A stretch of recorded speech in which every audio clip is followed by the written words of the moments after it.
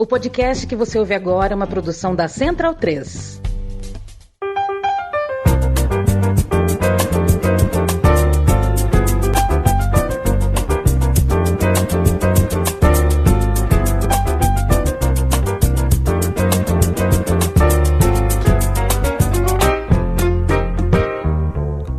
Boa tarde, ouvintes da Central 3. Está começando mais uma edição do podcast Meio Campo, comigo na apresentação e com a presença aqui do Trio Ternura, que vocês conhecem de outrora, né? Inclusive esse encontro, né, que já mudou de dia, de horário, de nome, completa 10 anos em breve, né? Então...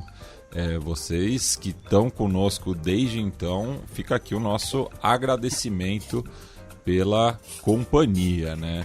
E Felipe Lobo, vou propor um jogo aqui.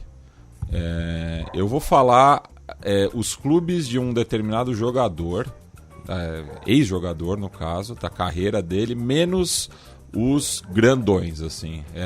Pensar nos clubes mais alternativos, né? Então aqui, ó. Pisa, Ravenna, Venezia, Atalanta, Mônaco, Sampdoria e Fiorentina. Christian Vieri. Ah, moleque, matou assim, no... Craque, na hora que você foi falando, né? Chegou no Atalanta eu já sabia. Ah, olha aí, no laço, não pediu nem um minuto para pensar. E Felipe Lobo, de bate-pronto também, né? Para quem quiser ajudar aqui o nosso projeto, tem duas maneiras principais, né? Quais são elas? Bom, vamos lá. Primeira coisa, se você quer ajudar financeiramente, você pode se tornar membro lá no canal do YouTube, você que está assistindo pelo YouTube, ou você que está ouvindo pelo Spotify, iTunes, ou sua plataforma de podcast preferida. Entra lá no nosso canal de YouTube, youtube.com/meiocampo. Nossa, é facinho, nosso endereço é muito fácil. Você pode se tornar membro e, inclusive, em um dos planos, no plano mais alto, você tem um grupo de WhatsApp que você pode participar, né? Isso é importante. Você também pode entrar lá na nossa newsletter, se inscrever na newsletter, newsletter.meiocampo.net. Você procurar newsletter Meio Campo aí no seu buscador, embora os buscadores estejam cada vez menos buscadores, né? Mas essa é uma outra conversa. Você também vai achar e você pode se inscrever. E uma das coisas que é mais importante, Matias, que todo mundo pode ajudar, mesmo sem apoiar financeiramente, você pode espalhar a palavra, que é uma coisa que a gente fala muito na Central 3, né? Espalhe a palavra. Você conhece alguém que gosta de futebol, que você acha que pode gostar da newsletter, do podcast? Espalhe a palavra, fale para essa pessoa, mande o link, coloca lá no seu grupo da família, grupo do trabalho, grupo dos seus amigos, grupo da escola, grupo da faculdade, qualquer grupo, participe, coloque lá, fale que esses caras aqui são legais, porque espalhar a palavra, o boca a boca, é a maneira mais eficiente de você fazer com que a gente consiga mais ouvintes e, portanto, se torne mais atraente para as marcas virem aqui, bater na nossa porta e a gente poder sustentar. Mas é importante, se você pode apoiar financeiramente, vai lá no nosso canal de YouTube, que você pode apoiar, e sempre espalhe a palavra, porque isso é fundamental, não só para esse podcast, mas para o nosso querido xadrez verbal do Matias também, para todos os podcasts da casa e para os podcasts que não são da Central 3 que você conhece. É importante falar sobre eles, porque a gente precisa da sua ajuda. A mídia independente é o que pode te ajudar a se informar melhor e não depender só da mídia que a gente vê cada vez mais controladas por bilionários, né, Matias? E os bilionários a gente sabe o que faz, né? Pois é, né? A gente tem que ter essa, justamente, independência, né? Enfim. Leandro Stein, mesma proposta pro Felipe Lobo, só que esse é nacional. Vamos lá. Campo Grande, Ponte Preta, Paysandu, Náutico, Santa Cruz, Goiás, Nacional do Amazonas, 15 de Piracicaba, Douradense e Comercial de Registro. Repete, por favor. Nossa, vamos lá. Esse aí tá... Esse jogou por vários clubes. Eu não tenho a menor ideia, hein? Campo Grande, Paysandu, Náutico, Santa Cruz, Goiás, Coritiba, Nacional de Amazonas, 15 de Piracicaba, Douradense e Comercial de Registro. Chutar Rob Gol, mas não sem nenhuma convicção. Dario José dos Santos, mais conhecido como Dadá Maravilha. Olha só, hein? Mas aí você também pegou um que jogou em todos os times, né? Não, mas o Campo Grande eu fiquei pensando no Centro-Oeste, não necessariamente no Campo Grande no do Rio de Campusca, Janeiro. Onde ele começou. Ali da Zona Oeste do Rio. É verdade, eu pensei em Mato Grosso também. Eu também. Agora pro Bruno Bonsante. Chester City, Leeds, Newcastle, Sheffield United, Wrexham e Sydney Olympic. Sydney Olympic? Esse último eu confesso que eu nem sabia da existência. Nossa, eu tô pensando onde que é o Sydney Olympic. Leeds, Newcastle, e aí foi pro Wrexham e passou pelo Sheffield United também. Isso.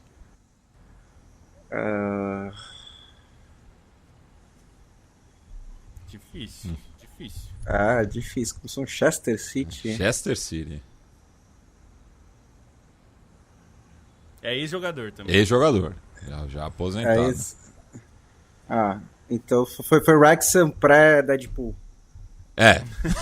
Isso mesmo. Antes de ser modinha. Antes de ser modinha. Putz, eu não sei. Ian Rush. Ian Rush? Nossa. Eu não sabia que ele tinha jogado no Wrexham. É que eu acho, imagino que teve entre o Newcastle e o Wrexham teve um bloco bem grande. Teve um bloco bem grande, lugar, né? que eu acabei ignorando, mas a gente meio que ignora, mas tudo bem. Nossa, mas você pegou umas difíceis pra eles, hein? A minha tá... Mas a sua eu fiquei surpreso, assim, que você matou... Matou na hora. Na hora, sim. Mas é que esse é um jogador que eu acompanhei bbastante, né? Foi a época... Era a época que a gente tinha mais tempo também, né, Matias? Era a época que, né... Ficava lendo a ficha, né? Então. E na época do Ian Rush eu tava muito ocupado com a mamadeira. Era difícil. Eu gostava muito do Vieri. Fiquei muito feliz quando ele foi pra Inter. Ainda mais que era Inter... Ele e o Ronaldo é um ataque muito épico pra mim, né? Eu gostava... Eu lembro, pra você ter uma ideia, Matias, eu lembro de ler uma entrevista do Ronaldo em 96, quando ele sai do PSV pro Barcelona, e na entrevista pra Placar, numa época que a Placar fazia umas caponas, assim, sim. E era o homem de 20 milhões de dólares. Essa capa, inclusive, fizeram depois com Keirson. Nossa, é verdade. E na entrevista ele falava que ele sonhava um dia jogar na Inter, o que eu achei muito curioso pra alguém que tava indo pro Barcelona, né? E no fim acabou indo, né? O que eu achei. Mas eu fiquei, nossa, mas ele quer jogar na Inter um dia e tal. É que naquela época, Inter e Barcelona era, não vou dizer que é equivalente, mas em força europeia, digamos, era mais ou menos. Não tinha parecido, muita né? diferença. Assim, não tinha muita diferença. Até hoje porque a Série A diferente. era mais interessante jogar do que La Liga. Sim. Então é curioso isso. Bem, senhores, a gente começa hoje pela liga mais interessante do momento, apesar, né, de que a rodada do final de semana tornou ela um pouco desinteressante, né, porque o Liverpool abriu uma vantagem considerável aí pela disputa do título. Eu nem diria que é a liga mais interessante, sendo bem sincero. Acho que a espanhola, por exemplo, tá mais interessante. Eu digo poderio. Depende assim, o recorte. O recorte do momento. Se for dos últimos anos, Premier League, se for dessa temporada. Justo, nessa temporada. Exatamente. O Liverpool não ganhava no Etihad Stadium pela Premier League, né, desde 2015. Então só aí você tem já um resultado significativo, né? O que significa que o Klopp ganhou a primeira e depois não ganhou mais nenhuma. E não foi tanto a vitória que chamou a atenção, mas a facilidade com que ela veio, porque o Liverpool já ganhou do City outras vezes, né? O Liverpool e City é um dos grandes confrontos dessa última década, mas mesmo 2-0 para o Liverpool sempre tinha ali do ponto de vista do Liverpool, né? Um risco de perigo, assim, de uma sensação de tipo, a qualquer momento, se o City faz um gol, o jogo muda. Não houve esse sentimento nesse jogo para mim, porque o Liverpool sempre pareceu no controle. E o que é muito engraçado é que ele não esteve no controle. Ele teve 34% de posse de bola. A bola foi quase toda do City. Mas mesmo assim o Liverpool não foi ameaçado.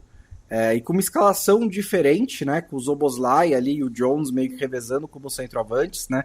O Luiz Dias foi muitas vezes utilizado pelo Arne Slot como camisa 9 e jogou mesmo pela ponta. Inclusive até fez um bom jogo, apesar de algumas jogadas meio estranhas.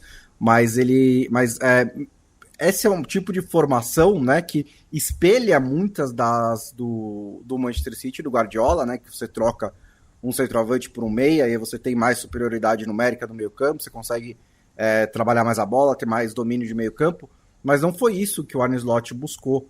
Ele usou essa formação e ao mesmo tempo o time dele defendeu mais do que atacou, em questão temporal, né, não, acho que o Liverpool foi melhor o jogo inteiro, mas em questão temporal, o Liverpool teve mais se defendendo do que com a bola. E mesmo assim, contra um time que quando tem a bola é tão perigoso, costumava ser pelo menos, o Liverpool sofreu muito, muito pouco. O que me completa a transformação do City, assim, hoje em dia é um time comum, né? O que eu não imaginava que isso fosse algum dia acontecer com o time do Guardiola. Tem vários motivos para isso, a gente já explorou muitos deles, mas hoje em dia, cada fim de semana se prova um time comum quando encara grandes testes, né? Quando pega o Ipswich, faz 6-0, show, parabéns para eles. Mas nos grandes testes, nos grandes duelos dessa temporada, o City tem se provado um time comum. Ao contrário do Liverpool, que está caminhando para o título. Esse foi um fim de semana importante, porque o Liverpool vinha de uma oscilação, né, de resultado. Não era uma fase, uma sequência negativa, mas era uma oscilação de desempenho, de resultado. Vinha perdendo pontos. O Arsenal poderia, se ganhasse em casa e o Liverpool perdesse do City, que também eram dois resultados absolutamente plausíveis, encostar, né, ficar a 2 pontos. Só que aconteceu exatamente o contrário. Então agora o Liverpool está a 11, né, com um jogo a mais. Então na prática é 8 e tem 36 em disputa. Eu acho que está muito difícil, mas pela a incapacidade. Eu acho que depende do Arsenal isso virar uma briga pelo título de novo. Depende do Arsenal ganhar todos os seus jogos. Entrar em uma sequência como as do Manchester City e pressionar o Liverpool. E isso que na próxima rodada, agora de meio de semana, o Arsenal enfrenta o terceiro colocado, que é o Nottingham Forest. Exato, e segue bastante desfalcado. Ainda tem um confronto direto, né, contra o Liverpool. Então, assim, se ganhar todos os jogos, diminuir essa vantagem de 8 para 5, 4, 6, e aí chega no confronto direto, ganha, pressiona, eu acho que pode ter uma briga pelo título. Eu não vejo essa consistência no Arsenal para ter esse tipo de aproveitamento, e eu não vejo no Liverpool também a capacidade de cair num nível que permita que esse Arsenal, nessa toada, nesse ritmo, o alcance. Então alguma coisa teria que mudar em um dos dois lados, ou no Arsenal ou no Liverpool. Ele teria que cair drasticamente e o Arsenal teria que subir 100% de aproveitamento. Eu acho que as duas coisas são bem difíceis, por isso que eu acho também que, como todos, que o título da Premier League parece bem encaminhado nesse momento. Uma questão do Arsenal é ter tropeçado nesse jogo, né? Porque assim, a temporada do West Ham é bem ruim. O West Ham pior do que das últimas temporadas. É um time que, enfim, tirando os times que estão brigando contra o rebaixamento, é o pior time da Premier League, né? Assim, tirando os 3 que subiram e o Wolverhampton, que está fazendo uma temporada ruim, mas não é tão ruim quanto a pontuação apresenta. O West Ham dos outros 16 times da Premier League é claramente o pior e conseguiu arrancar esse resultado, conseguiu sair do Emirates com esse resultado excelente para o West Ham dentro de suas perspectivas, mas péssimo para o Arsenal, considerando até... Acho que o Arsenal tem uma questão de planejamento para essa temporada, né? O Arsenal foi um clube que acreditou demais numa sequência ascendente do trabalho do Arteta em relação às últimas temporadas, em relação à consistência do que já vinha apresentando, né? Mas claramente é um time que tem problemas em relação ao elenco, e é chovendo molhado falar mais uma vez das questões do ataque, da decisão do clube de não contratar um homem de referência, ainda mais nesse momento em que as lesões pesam e atrapalham muito, e é um time que também ficou submetido a isso, né? Teve perdas muito custosas em relação ao elenco, em relação a jogadores-chave que explicam essa irregularidade do Arsenal, né? Então é um time que acho que tinha essa expectativa de ser competitivo de novo, dessa maneira tinha uma porta aberta em relação ao Manchester City, que passou longe de ser o Manchester City que realmente assusta nas últimas temporadas, mas encara um Liverpool que, enfim, demonstra competência, demonstra regularidade e tem um desempenho, um aproveitamento muito bom, né? Um aproveitamento muito acima da média. Então esse Arsenal que não conseguiu ser o time tão regular das últimas temporadas, também por problemas de planejamento, acaba pagando caro, né? E sobre esse jogo do Liverpool e do Manchester City, o que ficou, assim, para mim, muito evidente da diferença dos times em relação ao que o Bonsa falou do domínio tranquilo do Liverpool, é o lance do primeiro gol, né?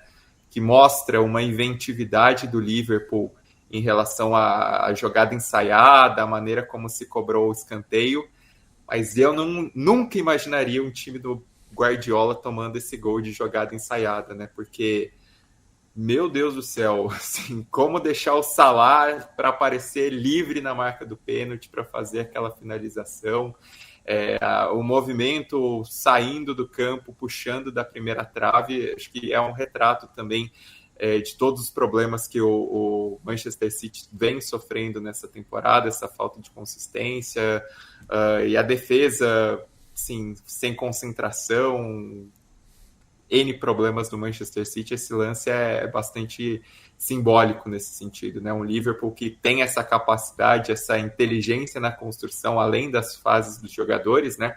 E até vi uma discussão bastante interessante na BBC perguntando se essa temporada do Salah é a melhor individualmente de um jogador na era Premier League, e acho que é uma discussão bastante pertinente, embora acho que tenha discussões em relação a outros jogadores, né? Pensando, sei lá, em Manchester United, em Cristiano Ronaldo, em Cantona, pensando em Arsenal e Henry, em temporadas exuberantes, mas é um Liverpool que funciona muito bem além do seu craque, que tem rendido muito, e o Manchester City que não se encaixa e tem um desleixo num nível que nunca se esperaria de um time do Guardiola, né? Tipo, quando sai o gol de escanteio, né, assim, eu pensei, tipo, legal, boa jogada, né, mas assim, como que você deixa, né, isso acontecer, né, é realmente muito doido.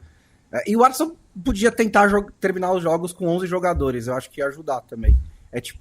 Eu sei que tem algumas expulsões que você pode até contestar, falar, esse amarelo foi um pouco rígido e tal, mas são 5 já, né, o que para um time que tá brigando pelo título é muito, né, às vezes você vê 5 em time lá embaixo, que tá jogando contra um time muito melhor e só fica dando porrada porque é o que tem que fazer, né? O Arsenal, teoricamente, é um time bom, então ser tantas vezes expulso assim é um negócio muito estranho. Isso é algo que até o pessoal lá no nosso grupo de membros já falou, né? Sobre o Arsenal, muitas vezes tem jogador expulso, né? É muito constante isso. Não dá pra ser coincidência ou só arbitragem. A gente teve momentos que, inclusive, um dos vermelhos que aconteceu com o Neri 2, 3 rodadas atrás, o cartão foi até anulado depois, né? Porque realmente foi um erro de arbitragem, ficou claro. Mas aquele foi um caso. Mas, em geral, tem acontecido um número de expulsões muito acima da média de um time, como o Bonsa falou, de um time que joga com a bola, é um time que não é conhecido. Se fosse um time do Sandite brigando contra o rebaixamento, eu entenderia. É um time que tá sobrevivendo, tá brigando e dá porrada e vive... Mas não é o time do Arteta, né? Não é, e pior ainda que assim, o Guardiola, os times do Guardiola, por vezes, em algumas temporadas, tomam cartão demais. Mas muitas vezes é por uma estratégia de matar a jogada, e às vezes quando o time tá desequilibrado por qualquer momento, qualquer problema, muitas vezes mata demais a jogada e toma cartão. Não é nem o caso desse time do Guardiola agora, porque o problema do Guardiola agora já começa na pressão, né? Eu até vi uma matéria do The Athletic falando de uma pressão eu não lembro como uma pressão pela metade, né, que eles falaram, que é uma pressão que não... É um pouco o Brasil contra a Croácia naquele lance do Fred, né? Foi assim, metade do time quis pressionar, metade do time não, e aí dá um problema. Mas o Arsenal precisa terminar os jogos com 11, tá fazendo diferença. Na hora que eu vi a escalação de novo, vai colocar o Merino de centroavante de novo, assim, uma vez dá certo, é ok. O Merino é um cara técnico, ele é alto, ele é bom cabeceador. Mas se ele fosse um 9, né, assim, ele seria atacante, né? Assim, ele é um cara que pode, eventualmente, numa emergência, suprir, mas quando você precisa colocar ele de início, ou então ser a primeira opção, é porque o seu elenco tem problemas.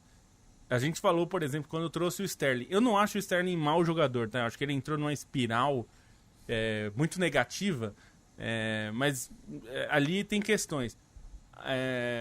Mas você precisava mais do Sterling ou de um centroavante? E eu digo assim, eu entendo que existe uma questão que eu acho que existe uma busca por um centroavante que seja o centroavante, digamos, ideal. E tá difícil achar. Mas às vezes você não vai ter o ideal e você tem que chegar no possível. E se não tem o ideal, não tem o centroavante ideal de longo prazo, que eu imagino que a equipe do Arsenal, de olheiros e de departamento de futebol esteja buscando, você busca uma solução, mesmo que seja uma solução intermediária, até eventualmente um empréstimo. Você tem que buscar, porque é uma temporada que você estava na briga pelo título. Acho que agora, sinceramente, não tem briga mais nenhuma. Mas até janeiro, que era quando o mercado estava aberto, ainda dava para pensar nisso, né? E deveria ter pensado, mesmo que fosse uma solução temporária. Não pensou, e aí tem uma série de outros problemas, mas o time tem muitas lesões, e isso é uma questão também. O time do Arteta nas últimas temporadas, por vezes, jogou demais os mesmos 11, né? Os mesmos jogadores. A média de minutos no time do Arsenal foi maior do que em outros times, como o próprio Manchester City, que é um dos times que mais rodou, né, na temporada passada. Eu acho que até o Liverpool roda menos do que o Manchester City do ano passado, da temporada passada, né, campeão. Roda um pouco menos, mas consegue rodar. A gente sabe que o Liverpool tem problemas, principalmente de longo prazo, né? A gente tá falando, a lateral direita tem um reserva imediato para assumir, mas não vai ter, se o Arnold sair, não tem um reserva, vai ter que buscar. A lateral esquerda está se questionando se o Roberts, que não vive mais o melhor momento, e o reserva não parece à altura para ser um titular confiável. Mas são questões de longo prazo, né? A gente está falando. O Liverpool tá preocupado com talvez ter um centroavante melhor na reserva, ou para ser, enfim, um titular mais confiável. Mas tudo isso a gente está falando de um time que tem essas opções lá para colocar em campo. Hoje o problema é que o Arsenal não tem ninguém para colocar de centroavante. E o Arteta não está conseguindo achar uma solução como o Arne Slot. A gente está falando agora. O Arne Slot não colocou um 9, não colocou um centroavante de área. Ele buscou uma alternativa. E uma alternativa que funcionou, e a gente já viu isso acontecer várias vezes com outros times que tiveram que buscar uma solução sem um centroavante. A gente já viu isso com várias posições, na verdade, né? A gente está falando de centroavante, que é o problema do Arsenal. Então me parece também que o Arteta não achou essa solução, porque poderia ser o Sterling, né? A gente até chegou a pensar, a gente chegou até a falar, né? Talvez ele experimente o Sterling ali de um centroavante mais móvel, um jogador mais centralizado, mais móvel. Enfim, não tem funcionado. Eu acho que essa disputa já acabou. O Liverpool, é isso que o Bonsa falou, não basta o Liverpool cair de rendimento, porque se o Liverpool cair de rendimento, significa que o Arsenal vai ter que ter um aproveitamento de 85% dos pontos. E isso não está acontecendo. Então não adianta. E mesmo que o Arsenal tenha 85% de aproveitamento, o Liverpool vai ter que cair. Então, assim, tem que acontecer as duas coisas ao mesmo tempo, o que me parece muito improvável, né? E a gente vai ter que falar mais adiante, quando as coisas estiverem mais definidas, sobre essa temporada do Arne Slot, né? É um negócio, assim, que vai ficar para a história. A primeira temporada de um técnico num clube do tamanho do Liverpool, numa liga como a Premier League, e ele tá passando o trator. E pensando que ele assumiu no lugar do Klopp, assim, né?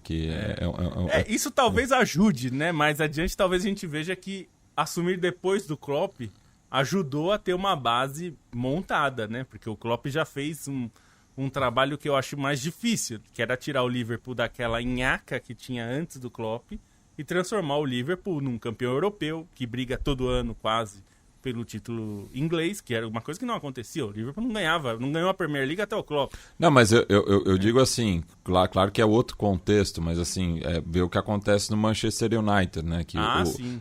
Depois que o Ferguson saiu, ninguém conseguiu chegar perto, assim, né? E o Klopp, claro, não tem o mesmo tamanho do que o Ferguson, mas é um dos treinadores mais importantes da história do Liverpool, já definitivamente, sim. Mas nesse sentido o Klopp tem, acho que, um diferencial em relação ao Ferguson de ter deixado uma base razoavelmente montada, né? Se a gente for pensar, muitos jogadores desse Liverpool já estavam antes, assim, eram recém-chegados, né? Gakpo, Szoboszlai, enfim, alguns jogadores estão rendendo muito e fizeram esse crescimento no clube. O Klopp acho que ajudou numa questão de adaptação inicial, e o rendimento deles com o Arne Slot aumentou também por ajuda desse processo do Klopp, né? Que era um processo não tão simples em relação à renovação. Se a gente for pensar, o Liverpool, campeão da Premier League, já tem um senso ali de renovação em relação a algumas peças importantes, né? Sobretudo nesse meio campo e no ataque. Aí é um Liverpool bastante modificado em relação ao que a gente pensa de Liverpool ideal do Klopp, né? Basicamente assim, o Liverpool do Klopp era rock and roll o tempo inteiro, né? Como ele gosta de falar. O que eu acho que é o principal mérito do Arne Slot é dizer, gente, não precisa. Eu sei, só um pouquinho, de vez em quando dá para ser um pouquinho mais controlado, um pouquinho mais de calma. Pode ser um pouco new wave, assim. Acho que é um livro que se desgasta um pouco menos nas partidas do que se desgastava com o Klopp, porque são estilos diferentes, né? E isso, às vezes, é necessário vir de fora, vir um olhar de fora, né? Para dizer, olha, dessa maneira vocês vão quebrar, ou não pode funcionar melhor desse jeito. E isso não tirar o mérito do Klopp, que eu acho que é um dos melhores técnicos do mundo, mas é que ele tem o estilo dele que funciona muito bem, de certa maneira. O Slot conseguiu introduzir um pouquinho mais de variação no estilo de jogo do Liverpool, e que numa temporada assim, que no geral não é a mais forte da história da Premier League também, tem sido mais do que o suficiente para brigar pelo título e para talvez, provavelmente, conquistá-lo. Pois é, porque se fossem temporadas passadas com um City dominante, né, e praticamente impecável, talvez esse aproveitamento atual, que é muito bom também, né? Tipo, o Liverpool perdeu um jogo até agora. 92 pontos costumava ser grande coisa. Pois é. Né? Costumava ser uma grande campanha. Mas, de fato, uma campanha que é o máximo que o Liverpool pode chegar, se eu não me engano. Mas, não, acho que mais do que isso... Faltam... Tô com a tabela aberta aqui, né? O Liverpool faltam 11 97, jogos, verdade, 33 pontos, 97. 97 tá em linha, se ganhar todos os jogos, com as campanhas do Guardiola e as do Klopp, que não deram o título também, aquelas duas, né? Mas assim, até para pegar o lado do Manchester City aí nisso, primeiro que fica claro que tem uma questão de renovação urgente ali pedindo, né? Não só renovação de jogadores veteranos, tal, porque tá claro que o De Bruyne não tá conseguindo render o suficiente, e talvez seja uma questão de não conseguir mais carregar o time nas costas no momento de baixa, né? Porque quando o time estava muito encaixado ele não precisava fazer isso, e agora talvez ele não tenha nem condição física de fazer isso. Eu não sei se tecnicamente ele vai chegar no mesmo nível antes, eu imagino que não, mas eu acho que ele teria a condição, num time acertado, de ser muito influente no jogo, mas num time tão bagunçado e que tem tantos problemas defensivos. E eu tava falando da matéria do The Athletic, eles falam justamente que um dos problemas é que o time parece dividido, né, entre fazer a pressão como costumava fazer, e isso exige um preparo físico muito grande, algo que o Guardiola sempre cobrou, E também uma coordenação muito grande, né? Justamente porque se o time adversário escapar da pressão, você tem que matar a jogada no campo de ataque já, né? Para não deixar o adversário chegar na zona de perigo. E o Manchester City está tão desligado entre setores que o time não consegue nem fazer isso. E não, mais do que isso até, né? Porque não está conseguindo marcar uma bola parada, que é o que o Bonsa falou, de uma jogada de escanteio muito bem trabalhada, mas os times do Guardiola costumavam fechar muito bem o funil, né? Como se diz, aquela parte que é perigosa. O Salah finalizou numa região que é a região mais perigosa do campo, que um jogador como ele, em geral, vai acertar o gol com um chute forte, então vai ser muito difícil. Então você não deixa finalizar, né? Normalmente essa é a questão, né? Você tá com, no máximo, se ele for finalizar, ele vai ter 2 ali bloqueando o chute. E o Manchester City não tem conseguido. Eu não sei o quanto a vida do Guardiola pessoal está influenciando nisso também, porque ele está passando por um processo, assim, separação e tudo mais. A gente sabe de toda... E aqui não é para fazer fofoca, não. É porque eu acho que tem uma questão séria que ele está há 6 anos, né, no Manchester City, e a família dele nunca foi morar em Manchester, né? Nunca. A mulher dele mora em Barcelona. E vira e mexe, quando ele conseguia um intervalo um pouquinho maior, de 2 dias, por exemplo, sem treinamento, ele ia para Barcelona. E acho que isso desgasta, né? Assim, é muito difícil viver, mesmo que Barcelona e Manchester não seja Fortaleza-São Paulo, né? Que aí realmente seria uma distância quase inviável, mas mesmo assim é pesado, né? Assim, eu acho que isso tem algum aspecto. E tem uma coisa que talvez influencie, aí pensando só no elenco mesmo do City, havia uma expectativa que essa fosse a última temporada do Guardiola no clube. Se todo mundo achava que seria, porque o contrato dele acabaria, ele nunca ficou tanto tempo num clube, e parecia que o time já estava um pouco, né, já tinha feito tudo que podia mais de uma vez, né? Então, me parecia que era o caminho natural. Quando ele renova, acho que vários jogadores... já meio que falaram, putz, vamos ter que fazer de novo, né? E a gente sabe dos relatos, né? Os relatos dos livros do Guardiola já deixam isso, que é um relato bem pró-Guardiola, mas que há um desgaste nos times onde ele trabalha, porque a exigência justamente desse tipo de jogo é muito grande, né? Assim, você precisa o tempo todo estar no limite físico ou num patamar físico muito avançado. Então a minha dúvida é se os jogadores também não estão falando, putz, vamos ter que ir de novo, assim, é difícil. E não é que os jogadores não gostem dele, e não é nem isso, mas é que quando você ganhou várias vezes e você já ganhou tudo, algumas vezes, a Champions eles ganharam uma vez só, mas todo o resto eles ganharam várias vezes, né?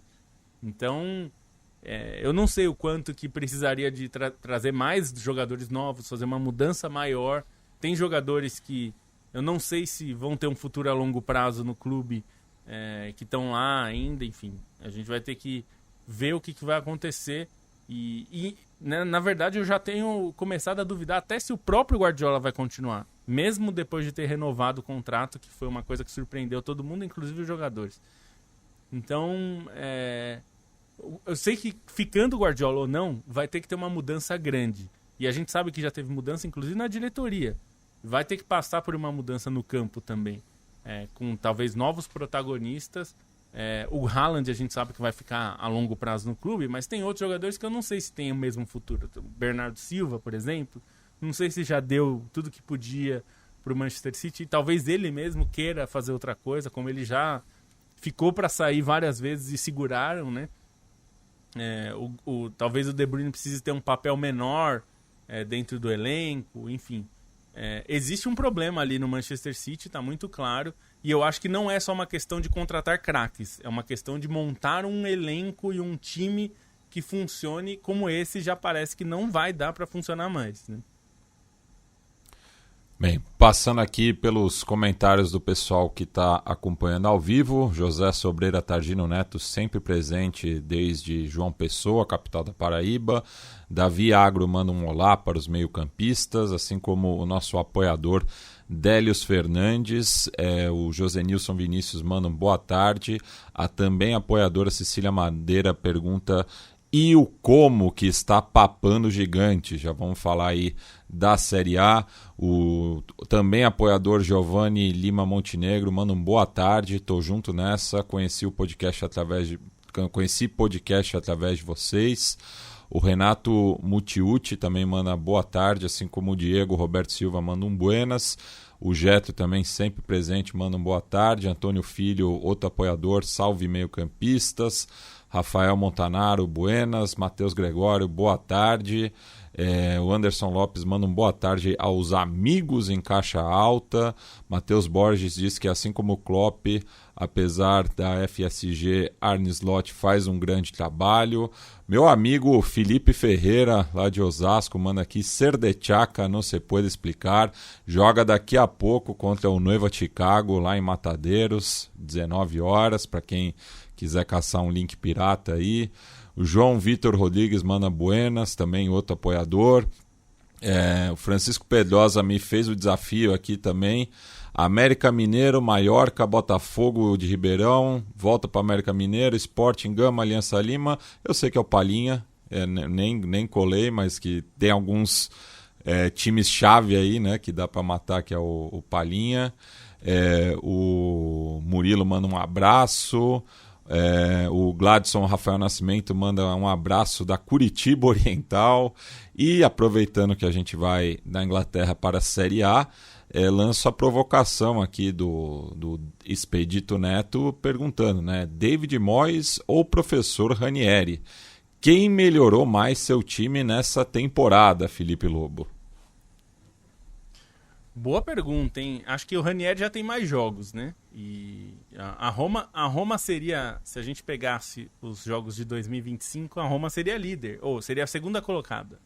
Que mostra que tem um bom trabalho ali do Ranieri. Ranieri que estava aposentado em casa, né? De pantufas, foi chamado, e como ele é um romanista histórico, e talvez o único nome que a torcida não causaria problemas até o final da temporada, acontecesse o que acontecesse, né? Se não desse certo, a torcida ia saber que não é culpa dele, né? O time já não estava bem, mas deu muito certo. Ele é um cara muito querido, né? Pela torcida e pelos jogadores, né? A gente sabe. Ele recuperou ali bastante jogadores. Acho que foi tarde demais para pensar numa Champions League, que seria o objetivo da Roma, mas acho que vai deixar uma casa muito melhor do que ele encontrou, que é muito importante. Mas o professor David Moyes mudou também o Everton quase da água para o vinho, hein? Porque o time era um time dos mais horríveis de se assistir na Premier League.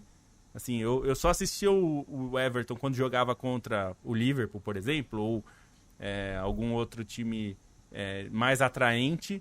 E esse jogo contra o Manchester United foi um jogaço, assim, foi bem divertido, justamente porque o Everton hoje é um time melhor, né? Então, bem eu acho que a questão de expectativas, o David Moyes foi superior, né? Porque tirou um time que, sei lá, era nota 2, sendo bonzinho, e tá sendo um time nota 8. A Roma... E foi, tipo, em uma semana, né? Então, foi muito imediato, rápido. Como mudou. A Roma, acho que tirando o primeiro jogo dele, que foi ruim, todos os outros foram ótimos, né?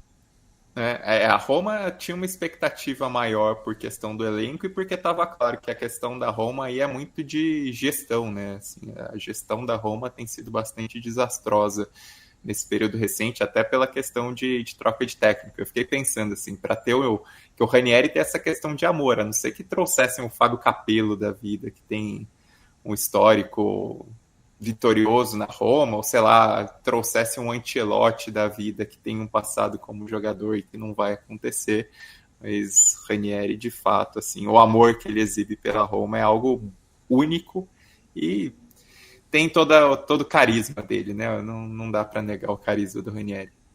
O Ranieri, quando você menos espera, ele faz um bom trabalho, né? Quando você espera que ele faça um bom trabalho, ele não faz. Mas quando, tipo, vem do nada, ele surpreende. É verdade. Só para pegar o que falaram sobre o Como, que é a parte mais relevante da nosso segmento Itália, o Como de Cesc Fábregas, eu já achava que o time não cairia, porque fez muitas contratações, foi um dos times que mais gastou nas duas janelas, né? Tanto início de temporada quanto a de meio de temporada.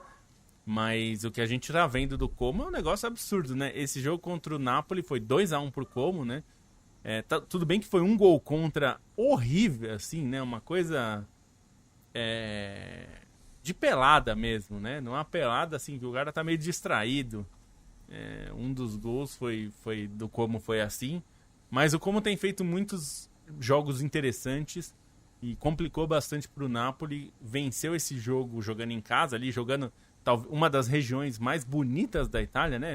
Como é muito conhecido pelo seu lago e por ser uma região de muita beleza. A cidade tem o turismo como uma das indústrias mais fortes e tem jogado um futebol interessante também, né? Nico Paz, que veio do Real Madrid, tem sido um dos jogadores mais legais de se ver também. Não acredito que ele fica outra temporada no Como. Se o Real Madrid não exercer o poder de recompra, né? Que colocou, alguém vai aparecer para levar, porque ele é um jogador muito bom. Inclusive a seleção uruguaia deve estar esfregando as mãos, porque é um jogador bem interessante. E complicou bastante porque a Inter venceu, o que era esperado, né? Venceu o seu jogo e todo contra o Genoa, e as coisas ficaram bem mais complicadas, porque agora a Inter passou em pontos, né? O Napoli está 1 ponto à frente. A Inter não tem jogado muito bem, assim. O Stein já tinha ressaltado isso faz uns 2 programas. A Inter nem sempre tem conseguido exercer muito a sua superioridade de elenco na Itália, né? É um time que tem sofrido às vezes mais do que deveria, e aconteceu de novo, né? Foi um jogo que, se terminasse empatado, não seria uma surpresa pelo que foi o jogo. Embora a Inter tenha pressionado, jogado para fazer o gol e tudo mais, mas tem tido uma dificuldade ofensiva muito grande.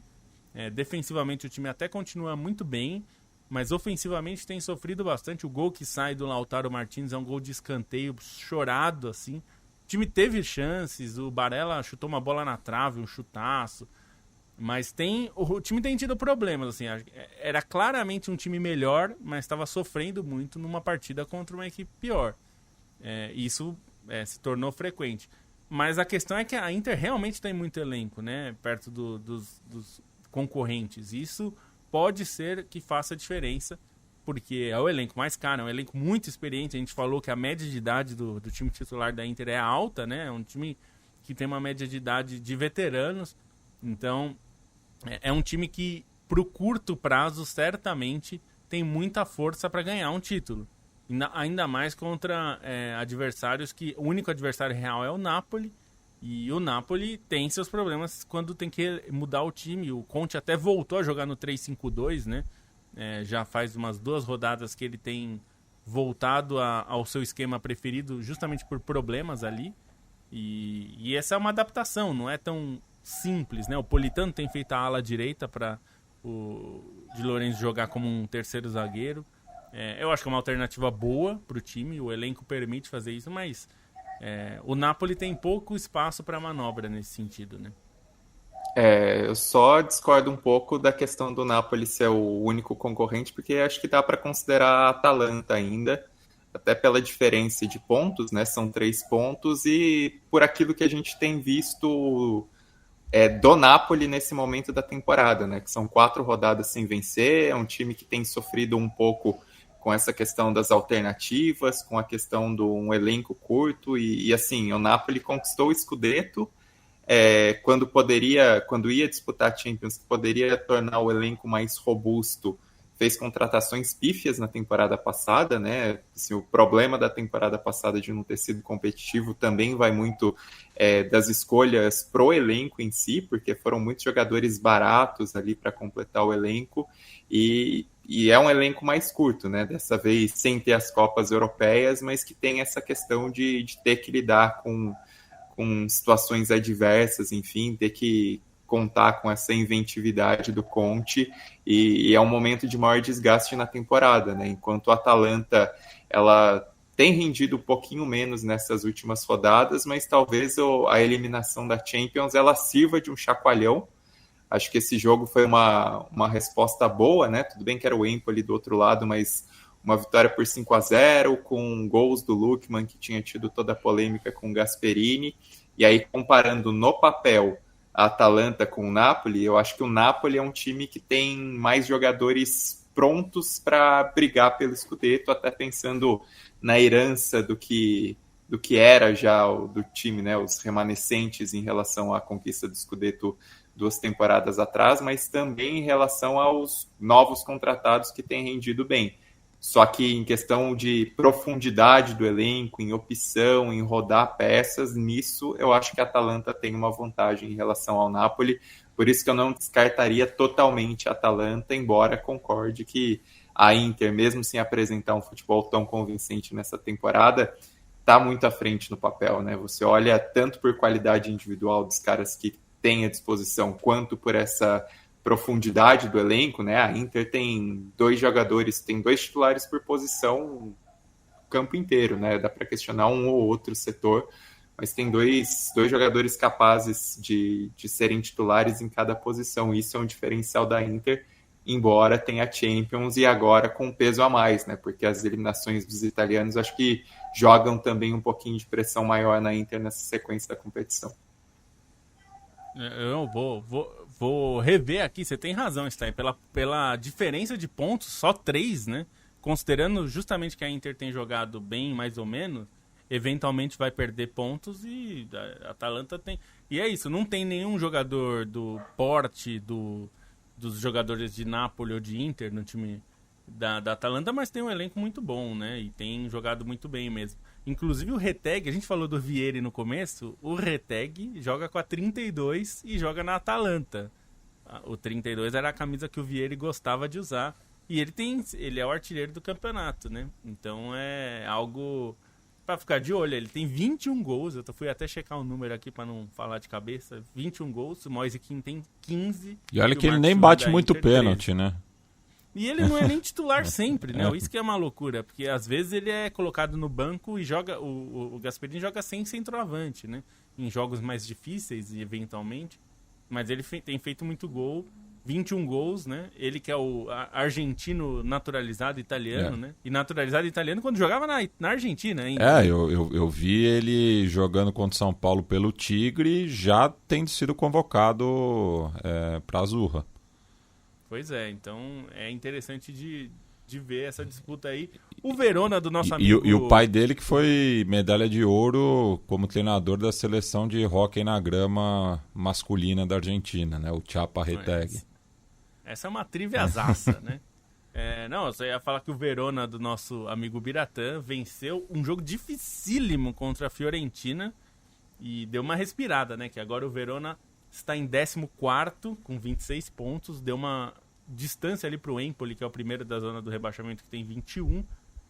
Monza, que está perdendo agora para a Roma neste momento, está com 14, lanterna. Venezia 17, esses dois parecem já foi, embicou. Condenados. Embicou. O Empoli está perto ainda, tem Parma com 23, né? Tá 2 pontos à frente do Empoli. O Venezia não tem o golfinho como mascote, que nem o Pescara, mas é isso, ele sobe, faz uma graça e desce de novo, né? O Venezia é muito difícil, porque é um time de orçamento muito baixo e eles estão... assim como outros times, quando sobe para a primeira divisão, você tem que tomar uma decisão que é investir muito no time e correr o risco de, se você cair, o clube ficar numa situação financeira deplorável, ou você tentar mais ou menos manter a base e contratar poucos jogadores, e normalmente jogadores que vêm de graça ou por empréstimo, para reforçar. O Venezia foi por esse caminho. O Como gastou bastante, até por ter donos um pouco mais ricos. Isso também ajudou. O Como fez muitas contratações, é um time muito mais forte do que era na Série B, e aí tem conseguido. Mas o Verona, tudo indica que nesse momento não parece um time que vai cair. Considerando os concorrentes, acho que não vai cair. E para fechar aqui, tem que falar dos outros dois times importantes que tiveram resultados pesados. A Juventus conseguiu uma vitória apertada, bem apertada, mas importante contra o Cagliari na Sardenha. Gol do Vlahovic, que não fazia gol e estava numa má fase desgraçada. Mas essa vitória foi importante porque a Juventus está em 4º colocado. A gente está falando de uma equipe que caiu fora da Champions e precisa voltar, né? A Juventus depende de estar na Champions League para ter dinheiro para reinvestir, né? A gente sabe que a situação da Juventus ficou bem difícil. E o Milan foi o contrário, né? Perdeu do Torino num jogo que teve até pênalti perdido pelo Pulisic, não conseguiu jogar bem de novo. O Milan, a situação é bem difícil, a gente está falando do Milan 7º colocado e já está com 41 pontos, a Juventus, que é a primeira na zona de classificação para a Champions, tem 49. Então a gente está falando de uma diferença aí de 8 pontos, a gente estava falando na Inglaterra, 11 pontos para brigar pelo título, parece que já era. Eu não vou dizer que já era para o Milan chegar na Champions, mas vai precisar de algo improvável. Nesse momento, o provável é o Milan não estar na Champions na próxima temporada, o que é muito ruim para o clube, né? Porque é uma perda de receita muito significativa. E nesse momento, inclusive, tem que brigar para chegar na Liga Europa, né? Porque também não está fácil chegar na Liga Europa. A gente sabe que a Itália não vai ter, muito provavelmente não vai ter a 5ª vaga para a Champions League, como teve na temporada passada. Então a situação do Milan é muito ruim. Por conta do próprio Milan. Na Roma. Por conta do próprio Milan. Também, né? Que perde muito.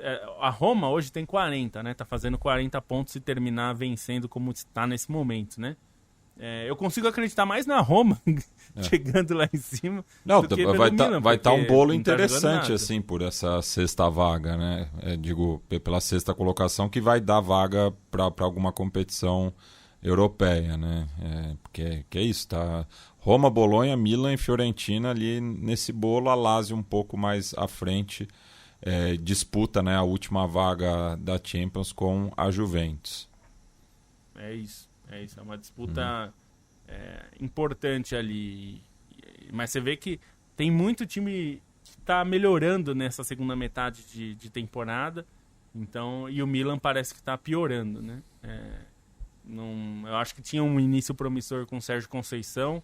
Eu ainda acho que é um técnico que pode render para o Milan, mas o rendimento nesse momento é muito ruim. E o time, e não eu acho que é uma questão de reformulação, como em outros casos. Eu acho que ali é melhorar o rendimento dos caras que estão lá, porque o time tem condição de jogar mais bola do que está jogando, né? E passemos agora para a Espanha, né, no qual os 5 primeiros colocados venceram na rodada e só o 6º não venceu também porque enfrentou o 5º, né?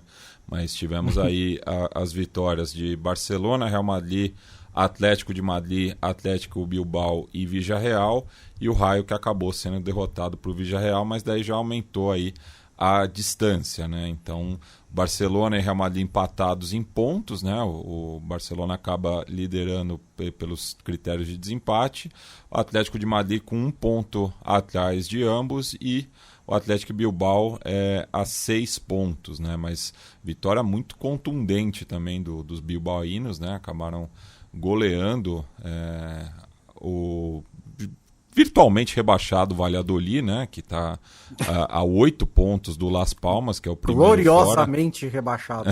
Enfim, mas uma grande atuação. Não sei quem mais quer se livrar, se o Ronaldo quer mais se livrar do Valladolid ou se a torcida do Valladolid quer mais se livrar do Ronaldo. Não sei quem quer se livrar mais um do outro. E eu acho que o pessoal do Valladolid quer se livrar do Pesolano também. Se livrar do Ronaldo, cai o Pesolano rapidamente. O atual já é o Coca, né? Perdão.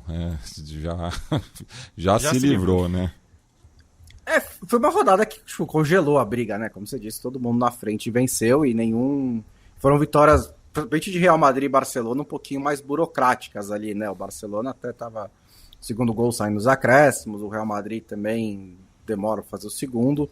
Acho que os destaques, além do Atlético Bilbao, né? Que não só pela amplitude do placar, mas porque está se consolidando na 4ª posição e a Espanha deve ganhar uma das 5 vagas, né? Então ele tem 13 pontos de vantagem para o 6º colocado, então basicamente garante um Atlético Bilbao de volta à Champions League na próxima temporada, né?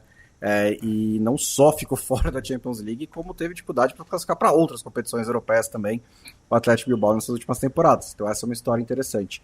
A outra é o Modric, né? Como destaque, acho que aos 39 anos, ele ainda estar jogando futebol já é algo assim, tipo, uau. Mas ele fez um golaço, né? não foi só a única coisa que ele fez, também deu um lançamento do Mbappé que a bola morre perfeitamente ali. É uma delícia, né, de assistir ao Modric ainda jogar dessa maneira. Não faz muito tempo que ele estava, não só que ele estava jogando mais até, né, estava dando carrinho, desarmando, né, dos títulos da Champions League com o Ancelotti, ele foi um jogador realmente muito importante. Agora tem aparições naturalmente vão diminuindo, mas ele tem jogado, mas foi uma atuação, né, pelo menos alguns momentos ali do Modric clássico. Eu fui até buscar aqui, a última participação do Atlético na Champions League foi temporada 2014 e 2015, né? Aí de lá para cá disputou mais 5 edições da Europa League. Só para complementar, essa rodada de muitos personagens, né? E como o Bonsa bem disse, o Modric pelo golaço, mas o Modric é curiosa, né? A discussão sobre o lugar do Modric na história, porque ele tem muitos elementos, tem a qualidade dele, tem o currículo pelo tanto de vitórias e, enfim, pela liderança que ele tem também na seleção da Croácia, né? Ele muda o patamar da seleção da Croácia, se a gente pode dizer assim, e essa longevidade que é mais uma vantagem quando vai comparar com outros jogadores, né? Muitas vezes a comparação acontece às vezes entre Modric e Iniesta, por exemplo, mas o Modric, o tempo, essa longevidade dele em alto nível é um absurdo, né? Até gosto mais do Iniesta por uma questão de ver jogar, assim, por estilo de jogo me agrada um pouquinho mais. Mas os elementos a favor do Modric em relação às vitórias, em relação, enfim, a tudo que ele tem feito na carreira, é muito grande. Dos outros personagens que também vale destacar nessa rodada, um é o Julián Álvares, né? Porque, enfim, chovendo molhado também falar de novo dele, porque está fazendo uma temporada estupenda, dando opção para o ataque, ajudando a desencaixar as defesas adversárias, né? E nesse papel o Griezmann também ajudou bastante nesse jogo contra o Valência fora de casa, um 3-0 bastante importante do Atlético de Madrid. O Julián Álvares tem sido, assim, candidato a melhor da temporada, é candidato pelo menos entre os 5 primeiros da Bola de Ouro pelo que ele tem jogado, porque é fantástico, assim, é um jogador que agrada muito também pelo estilo dele, né? Porque ele é um pouco um clássico ponta de lança, assim, mais do que um homem de referência. Ele é um cara que sabe atacar o espaço, que sabe aparecer na área, sabe armar também quando preciso. É um jogador que faz a diferença e se encaixou nesse Atlético de Madrid muito bem, né? Depois de um período inicial um pouquinho mais difícil. E outro nome nesse 7-1 do Atlético Bilbao que merece menção é o Nico Williams, porque, assim, foi um 7-1, ele foi absurdo também pela quantidade de golaços que teve, assim, gols muito bonitos, e o Nico Williams estava voando baixo nesse jogo. Até quem não viu ainda os lances dele, teve lances espetaculares, e teve um lance do Iñaki também, assim, já no estouro do tempo, seria o 8º gol, que foi um lance absurdo, porque ele meteu um chute sem pulo da lateral direita da grande área, assim, fora da grande área, e mandou a bola no travessão. Ia ser o gol da temporada, assim, candidatíssimo a prêmio Puskás, mas bateu no travessão. Uma atuação estupenda do Atlético Bilbao. E o Real Valladolid, só para falar sobre o técnico, agora é o Álvaro Rubio, porque também tá numa o Coca uma também máquina, saiu fora. Tá numa máquina de demissão. O Edson Santos muito Abreu bem gerido, lembrou aqui. muito bem gerido. Tem que virar SAF, né? Tem que virar SAF. Esse negócio de clube social é muito amador, né? Agora, eu tava vendo os lances, o Stein tem toda a razão. Se o gol do Iñaki Williams sai, era o gol do século. Era um puta golaço, assim. Porque primeiro que pegar de primeira aquela bola na posição que ele tava, que era uma posição de cruzar, não de chutar, já era difícil. Ele não só pega de primeiro, como a bola vai num lugar que, se a bola vai um pouquinho pra... Assim, o goleiro não ia nem ver onde ela entrou. Foi um negócio absurdo. E o segundo gol do Williams Jr., que como aparece na camisa, né, do Nico, também é um golaço, viu? É um negócio, assim, os dois gols dele foram um golaço, mas o segundo, pra mim, é um negócio, ele parece que passa por dentro dos caras, né? Assim, é um negócio absurdo que o Nico Williams está jogando. é outro que, assim, 60 milhões de multa rescisória tá parecendo uma pechincha. Alguém vai pagar pra levar, porque ele é um... Tem que ver se ele quer, né? Porque aí, quando você paga a multa, o jogador tem que querer. E acho que ele pode escolher hoje em dia, né? Se ele quer mesmo, ou pra onde ele quer ir. Mas, assim, golaço. E você pensar que a Espanha tem Yamal e Nico Williams pra jogar nas pontas, é um negócio fora de série, né? Que coisa absurda. E não sei, né? Ele tão identificado com o Atlético, né? Se confirmar essa vaga na Champions League, eu acho que talvez ele prorrogue, né? Um pouco a sua estadia legal, em San Mamés, né? E até para realizar esse sonho em conjunto com o irmão, né? Não, e porque, pô, assim, você vê a catedral, assim, você vê os jogos lá, a torcida tem uma participação muito legal, né? Então, assim, jogar lá para você deve ser muito interessante pro jogador, né? Que sonha em ser jogador e joga naquele estádio, daquele jeito. E como o Atlético Bilbao tem todas as restrições, eles não vai ter o Messi chegando, né? Não vai ter um jogador assim. Então, quase sempre, os grandes craques do time vão ser formados da casa, né? Então, isso acho que tem algo ali. E o Atlético Bilbao conseguiu uma vaga na Champions. Eu entendo se o Nico Williams sair para ir para um time, né, de super ponta. Hoje, por exemplo, eu acho que não sei se é tão negócio pro Barcelona, como ficou especulado, né? E eu acho que ele mesmo soube disso e não quis arriscar. Eu entendo se ele quiser ir, sei lá, se o Liverpool vier buscar, é difícil, né? Do cara pensar, putz, não sei. O Liverpool hoje é um dos times mais legais também de ver, né? Mas tem outros, assim, ir pro Chelsea, por exemplo, eu já acho um negócio meio ruim. Ir pra um time como o Chelsea, ou pro Manchester United, que é o maior cemitério de jogadores da atualidade, não sabe, então acho que ele tem condições hoje, pelo tamanho que ele tem hoje, campeão europeu com a Espanha, sendo destaque, protagonista do Atlético Bilbao, que está fazendo uma campanha histórica. Hoje eu acho que ele tem condição de escolher um caminho que seja muito melhor. Porque se fosse por um time que é só mais rico, não vai adiantar muito. Eu acho que tem que ter uma escolha inteligente de carreira também. Porque a gente vê o Iñaki, que ficou lá, no fim acabou ficando no clube um bom tempo, o tamanho que ele conquistou, né? Assim, ele vai se lembrar. O Iñaki, quando ele encerrar a carreira, ele vai ter um espaço importante na história do Atlético Bilbao. Eu acho que isso... A gente já falava isso na época dos chineses buscando jogadores brasileiros, né? A gente falava, às vezes, construir um legado num clube vale mais do que ganhar 2 anos de muito dinheiro na China. Eu sei que não é a mesma situação, né? Ele pode ir para um time que pode fazer história também. Mas eu acho que isso é uma coisa intangível, né? Quanto você fica na história de um clube, no coração das pessoas, isso é algo que poucas pessoas no mundo podem fazer, né? E o Iñaki está há tanto tempo no Atlético que ele jogou a última edição que o clube participou da Champions League, né? E ele é muito versátil, né? Ele Sim. tem atuado agora na ponta, ele veste a 9, porque ele foi centroavante em vários momentos, e ele é até centroavante na seleção ganesa, né? Mas ele joga mais aberto pela direita e joga muito bem, né? Então, no caso do Atlético, tem 2 Williams nas pontas, né?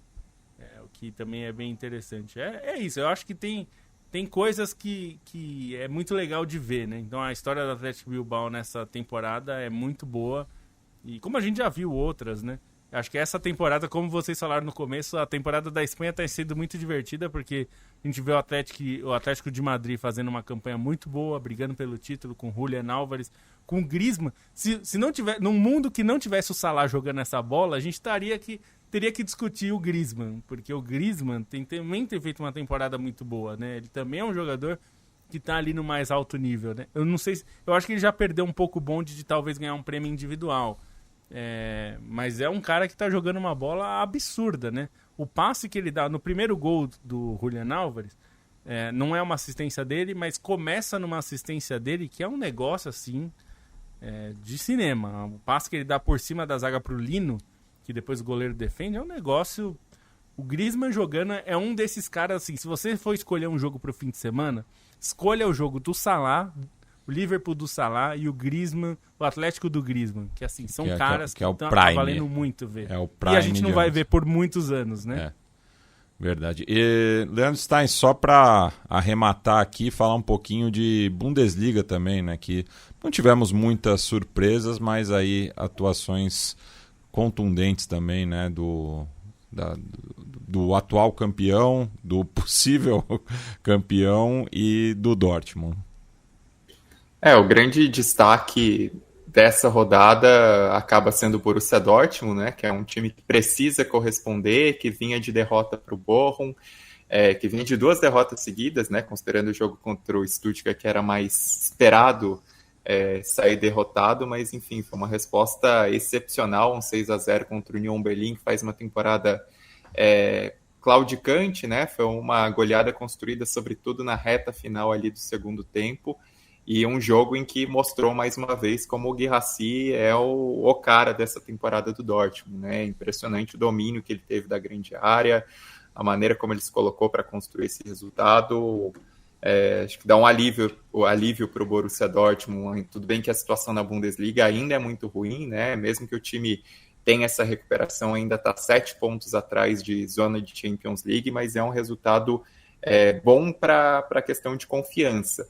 Pensando em zona de Champions League, um time que merece destaque é o Freiburg, porque o Freiburg fez 5-0 no Werder Bremen, entrou na 4ª colocação, né, assumiu a 4ª colocação, entrou no G4, passando o Leipzig, que empatou com o Heidenheim, chegou a tomar 2-0 do Heidenheim em Leipzig, para depois conseguir o empate.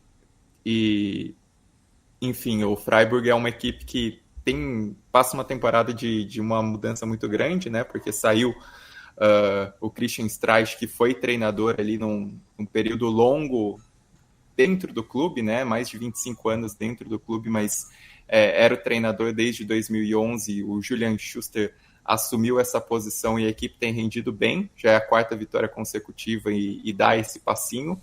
E acho que o resultado do Bayern de Munique também merece um destaque por esses 4-0 contra o Frankfurt, não tanto pela questão do placar em si, mas pelo Frankfurt vir numa temporada muito boa, né, o 3º colocado, especialmente pela resposta que o Bayern de Munique deu em campo também ofensivamente. Eu tinha criticado no programa passado a maneira como o time foi moroso contra o Celtic, e a maneira como o Bayern de Munique tem tido problemas ofensivos recorrentes nas últimas semanas. Dessa vez o time jogou bem, dessa vez, se você for olhar assim, o número de finalizações, são 19, nem é um número tão espantoso assim, mas foram muitas chances claras criadas pelo Bayern de Munique, e isso era algo que estava faltando também nas últimas partidas, além do desacerto na defesa. Então, um resultado importante numa rodada que era um desafio bem maior para o Bayern de Munique, né? Pegar o Frankfurt, mesmo jogando na Allianz Arena, porque o Leverkusen tinha um jogo bem mais acessível contra o Holstein Kiel fora de casa, ganhou por 2-0, fez sua parte. Então, para manter essa vantagem de 8 pontos, foi uma boa resposta para o Bayern de Munique, até pensando no que é a sequência de temporada e que no que deve ser o grande desafio aí pela frente, que é o confronto contra o próprio Leverkusen nas oitavas de final da Champions League.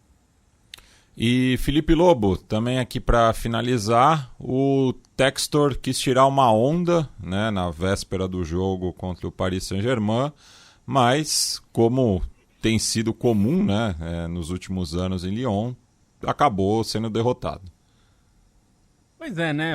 Só para contextualizar aos nossos queridos ouvintes, vazou ali o presidente do PSG falando do Textor e citando ele como um cowboy, né? O Nasser Al-Khelaifi. E, enfim, ele não falou isso publicamente, não foi numa entrevista, mas foi um áudio vazado dele falando sobre isso. E o Textor quis fazer uma graça, o jogo era Lyon e PSG na casa do Lyon. O Textor apareceu no gramado, como ele adora fazer, com um chapéu de cowboy, né? Fazendo ali uma alusão a essa gracinha. Só que em campo, o que aconteceu foi que o PSG, que é uma equipe muito melhor, venceu por 3-2, né? E, enfim, consolidou ainda mais a sua liderança já muito folgada na Ligue 1. O Lyon, a gente sabe, tem questões fora de campo para resolver, né? Até o final da temporada. Tem que melhorar suas contas para não ser rebaixado administrativamente, como aconteceu com outros clubes. A gente até falou aqui que talvez a regra na França é bastante rigorosa, então tem que ver como vai acontecer isso. Mas eu imaginei que não era o melhor momento para fazer uma gracinha como essa, né? Ainda mais na situação que o Lyon está. Mas ele quis fazer. E vamos ver, diz que ele vai voltar ao Brasil agora para tentar tratar da questão do Botafogo não ter técnico, né? Nós estamos no dia 24 de fevereiro. O Wanderson comentou aqui, né, que na França o John Textor é um cowboy fora da lei e no Botafogo está bancando o maluco beleza, né? Referência a 2 músicas do Raul Seixas.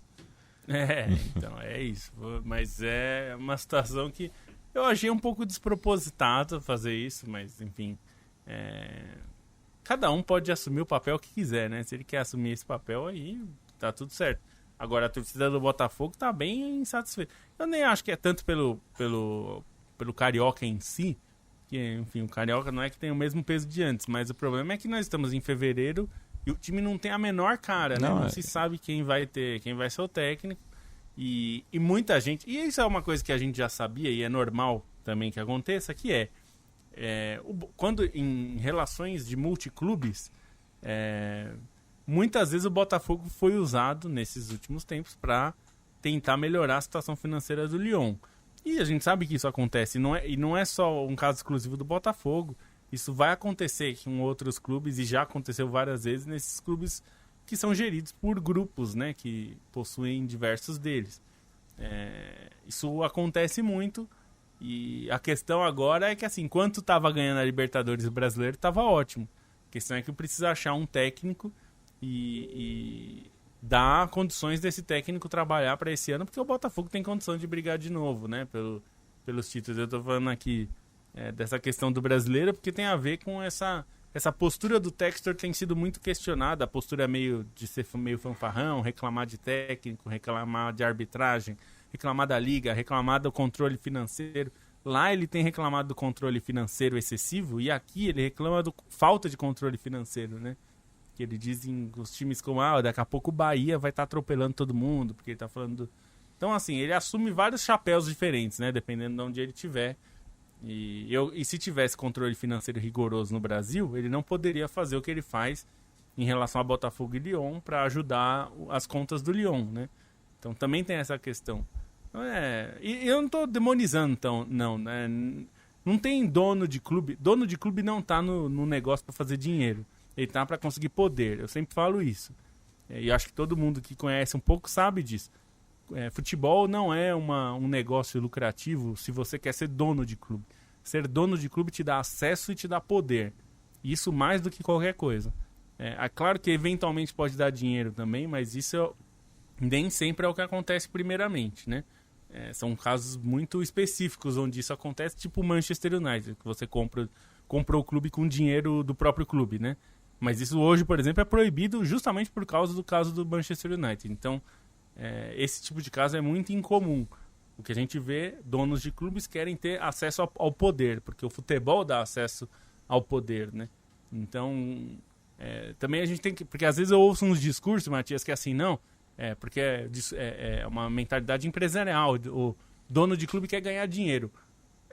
Muito raramente é o caso. Dono de clube quer ter acesso ao poder. Capital político. Raramente é uma questão de organização gerencial para tornar a empresa lucrativa, porque o futebol raramente vai ser lucrativo. Mesmo os clubes super enormes, gigantescos em receita, eles têm que investir muito para ficar competitivos. Então, os Barcelona, Real Madrid da vida, eles arrecadam muito, mas eles gastam muito também, proporcionalmente. Então, é quase paridade, assim. Então, raramente ele vai dar muito dinheiro. Nesses dois casos, são clubes sociais. Mas vale para o Manchester United também, que gasta uma fortuna, ganha muito, mas gasta mais ainda. Enfim, todos esses outros aí. Então, cuidado com esse discurso de que eles, não, os donos só querem ganhar dinheiro. Dono de clube de futebol tá de olho em outra coisa. E só para finalizar aqui, passar rapidinho pela América do Sul, né, já que não foi um bom final de semana para os Ciclones, né, já que o Huracan voltou a vencer o clássico contra o São Lourenço após quase 4 anos e impediu o arquirrival de reassumir a liderança do Grupo B, enquanto que o Globo, por sua vez, é apenas o 6º colocado no Grupo A. enquanto que o Olímpia venceu de virada o primeiro clássico da temporada e aumentou para 12 partidas a invencibilidade diante do Cerro Porteño, né? Inclusive o Benedetto deu assistência para o gol da vitória do Decano, né? Queria agradecer aqui o pessoal do Clube Atlético Imaginário Cantia Popular, que enviou aqui o kit, né, da turnê que eles fizeram, com camiseta, adesivo, chaveiro, enfim. É uma parceria com o designer Manfrini. É muito bacana aqui o kit que eles enviaram aqui para o estúdio Gerd Wenzel. É isso, a gente se encontra na próxima sexta-feira às 14 horas, né? Aí dando o grito de carnaval do meio-campo, porque aqui somos 4 foliões. É isso, voltamos no final da semana. Tchau, tchau.